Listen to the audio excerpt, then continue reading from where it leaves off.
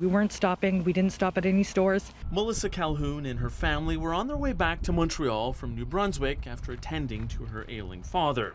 She had hoped to return before the provincial curfew came into effect, but was delayed. At around 10:30 p.m., with 3 young kids in the back seat, Quebec Provincial Police pulled her car over. Basically, they said it appears as though you're in a gray zone, which means you probably shouldn't be getting the ticket. But because you're past curfew, we have no choice but to give you the ticket. Both Calhoun and her husband were each fined over $1,500. The couple is going to contest the penalty, and they could have a good case. But the people who protested Saturday night might have a tougher time. Dozens defied the curfew in Montreal, marching through the streets, claiming it's an overreach by the government. I think it's unjust and it's against the Canadian Charter of Rights and Freedoms. Police handed out dozens of fines across the province at similar demonstrations.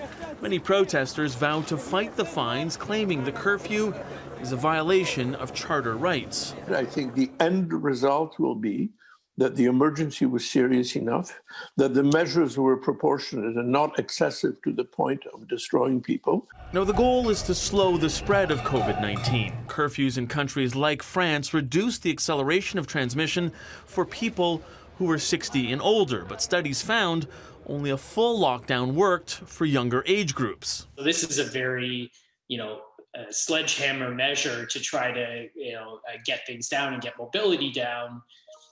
At the end of the day, it may work slightly, but again, there may be difficult discussions in terms of the downstream consequences of this. Despite the sledgehammer approach at night, Quebec schools are set to restart in-person learning Monday morning. That has teacher unions worried. Where are the new measures for schools to keep our kids safe, to keep school staff safe? They're just not there. Some worry without a full lockdown of the province, COVID-19 case numbers will continue to climb.